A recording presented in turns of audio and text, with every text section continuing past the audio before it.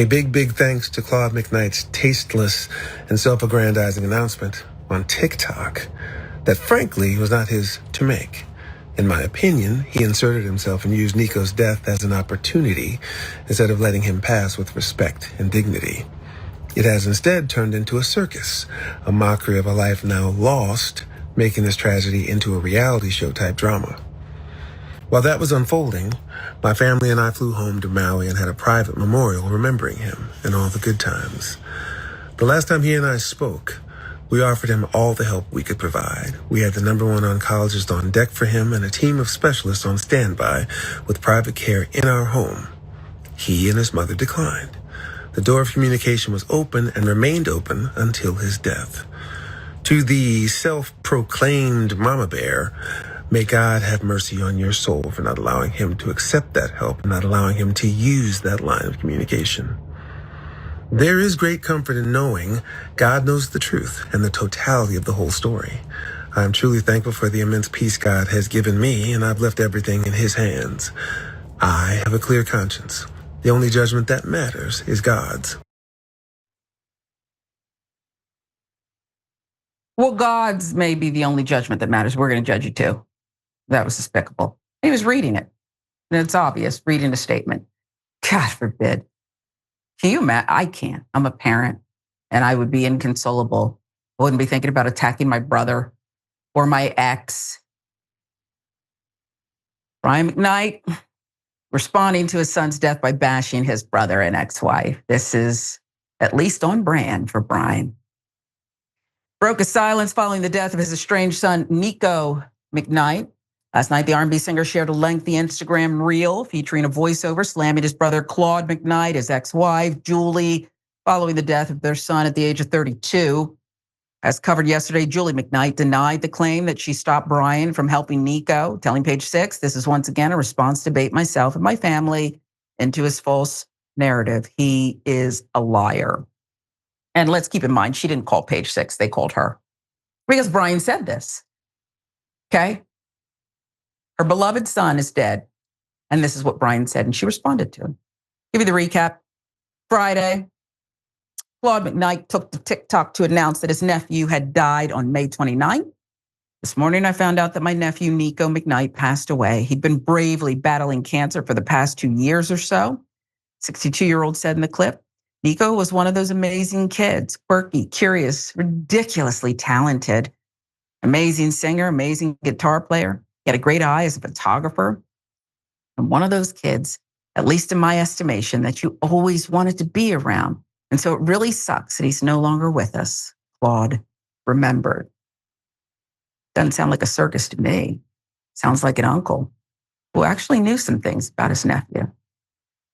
Where's the circus, Brian?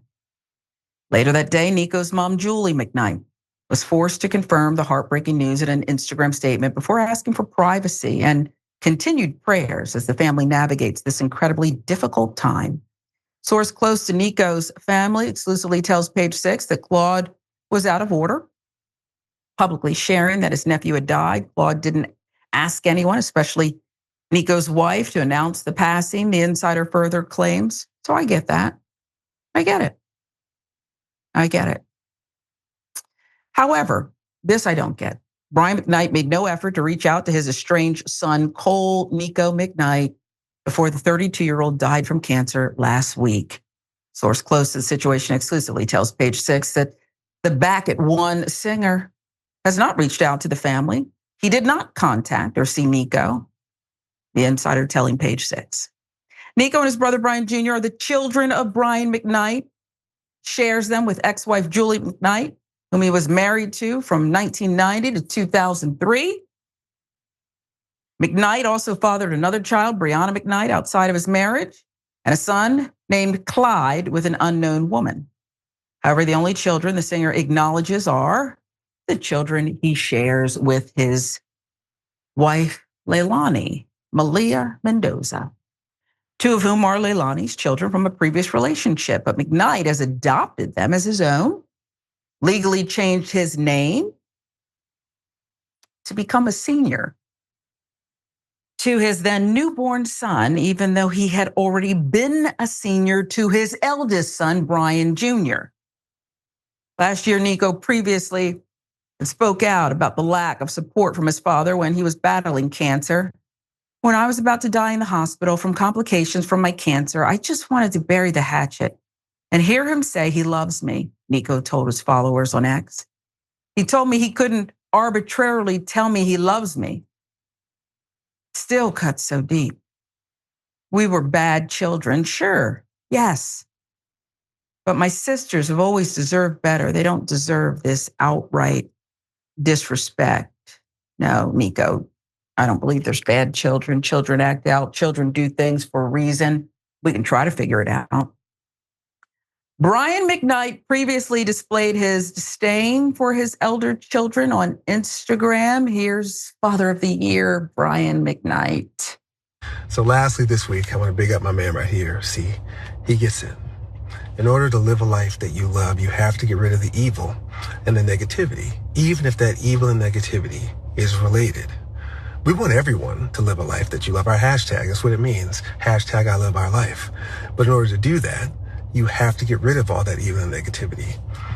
There's so many angry and upset and negative people out there. We want to use our platform as a place of positivity. So look, here's another somebody asking about my one and only daughter, Julia, asking about how she feels about a post about her graduation. Well, how do you think she feels? She feels great. See, Julia understands the scriptures. Exodus 20:12, where it says, and I quote, honor thy father and thy mother, that thy days may be long upon the land which the Lord thy God giveth thee. See, she honors us, and in turn we honor her because she knows how proud of her we are. And here's something, if you're going to leave snide comments, at least allow us to tag you when we reply. It's so cowardly, but. I don't know if Brian McKnight is in therapy, but I know I need trauma therapy after viewing that. From the affect to the words to this, at least let us tag you. He's just, I'm nauseous. Yeah. Can you imagine waking up to that? Meanwhile, various content creators are calling out McKnight over his response to Nico's death. Let's watch this. Brian McKnight's post about his son's death is so distasteful. This man starts the post off calling out his brother for posting about his son before him. Like, sir, you took how many business days to even acknowledge your son's death to the world? Like, what? And then he goes on to say that he offered his son top doctors and an open line of communication, but his son declined. And then this man ends this post calling out his son's mother, saying to the self-proclaimed mama bear, like he's trying to say he hopes her conscience is clear because she is probably the reason why his son declined. It's like, no wonder this man did not want your help on his dying bed. Like, you're such an insufferable father. Sounds like, based off of history with Brian McKnight, is that you are willing to give Nico McKnight help based on your terms. Because you notice he said that you offered him care in your home.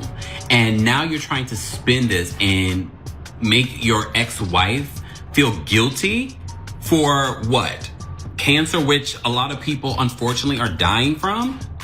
You're going to make her feel guilty because she didn't want to get help from you.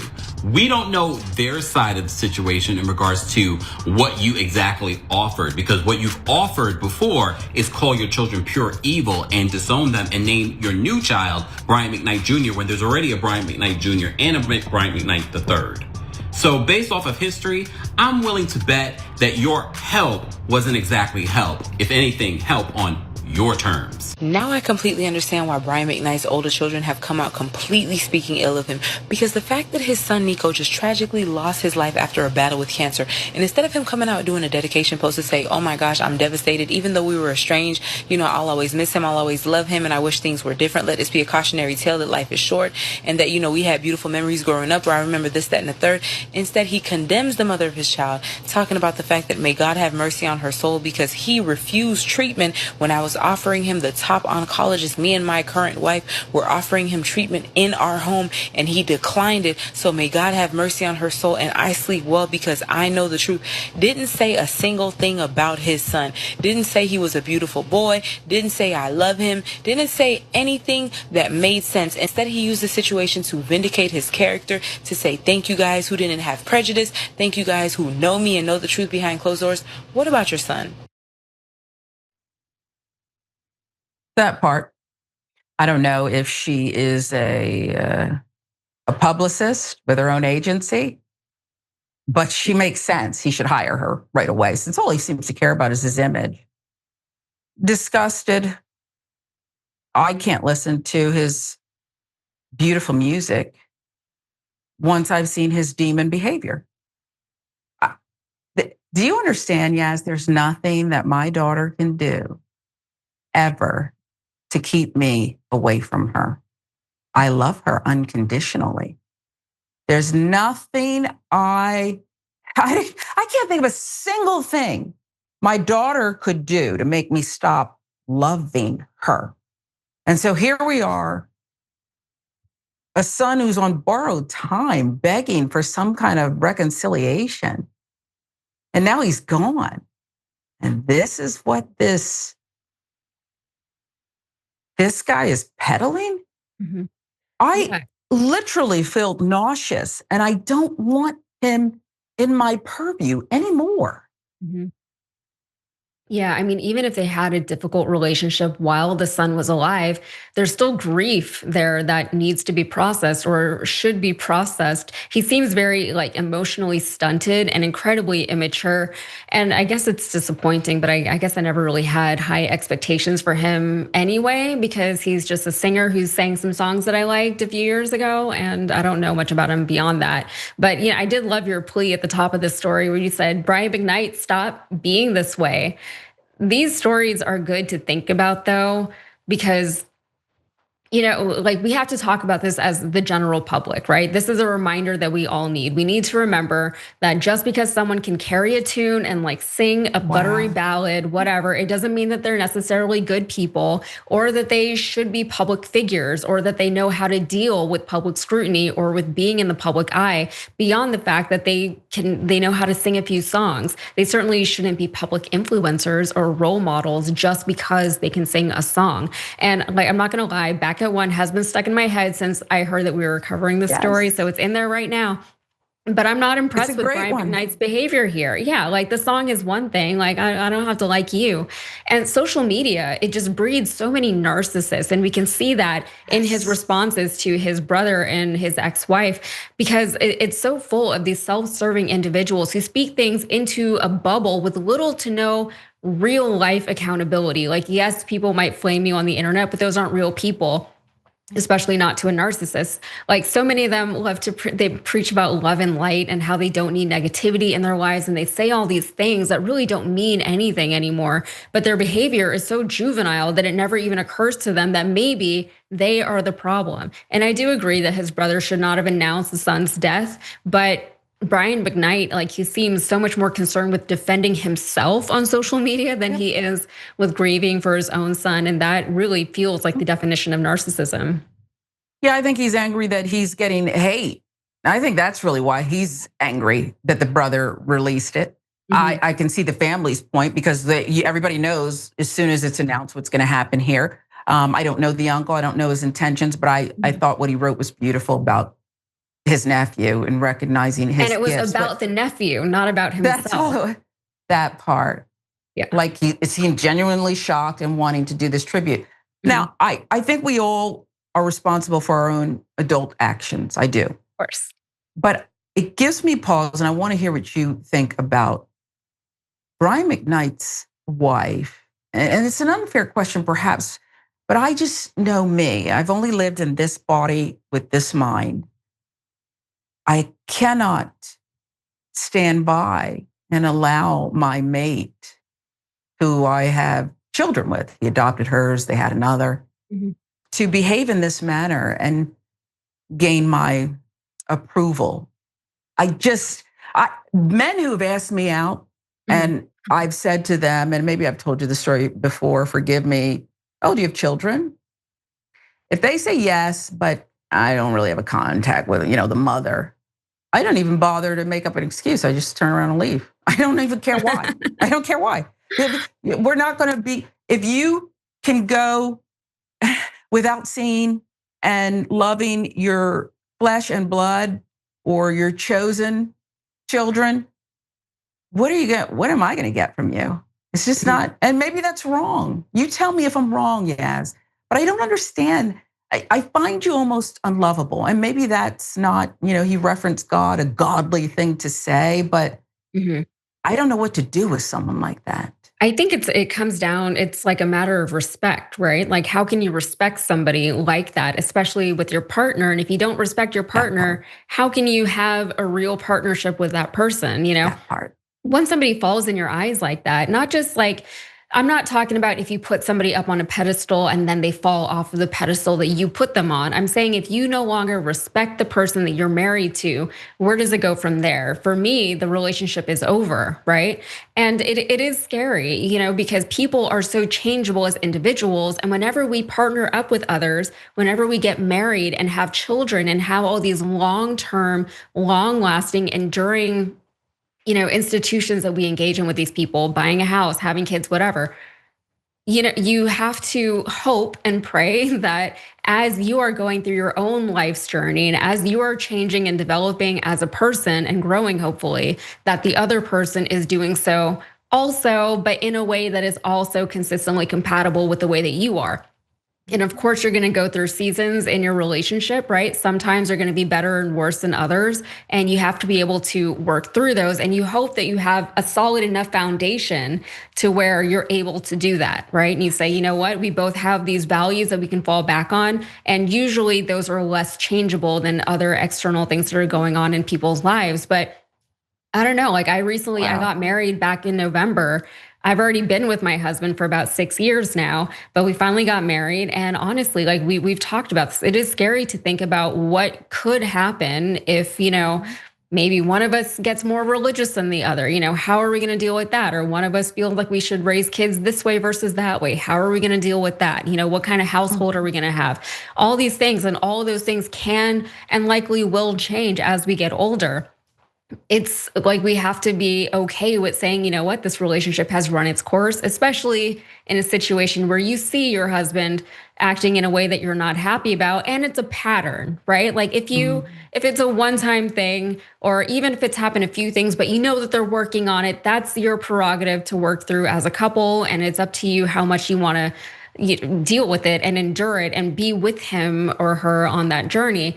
But, at this point, it's like, this is just who you are, right? This is how you chose to respond to this, and you're defending yourself and you don't see anything wrong with it. And at that point, there's only so much that a partner can do apart from saying, you know what, this isn't for me anymore. So. Yeah, and it's, God, this is why I love it, your perspective, because you used that word that hit home and I was searching for it, respect. You can almost work through just about anything if there's respect. And I mean it. My daughter's only 13 and a half, but I have a measure of respect for her, right? She's got to respect me, but I also respect her value as a human who's in this world navigating it too at her level with her experience. And I just find there to be such a lack of respect. You can move on and it runs its course. But are you proud of this, Brian McKnight? Don't come to Atlanta with your concert. No, not even at a small intimate venue. Don't come up in here, okay? Because I can't stomach it. You've killed the music for me. Boy, beautiful singer, beautiful ballads. I like how you called it a buttery. What did you call it? I'm going to steal that. They sing buttery ballads. Yeah. Buttery ballad. He has like a buttery, gorgeous voice, but like. Buttery, gorgeous voice and just a rotten, stinking, dirty disposition, we've learned.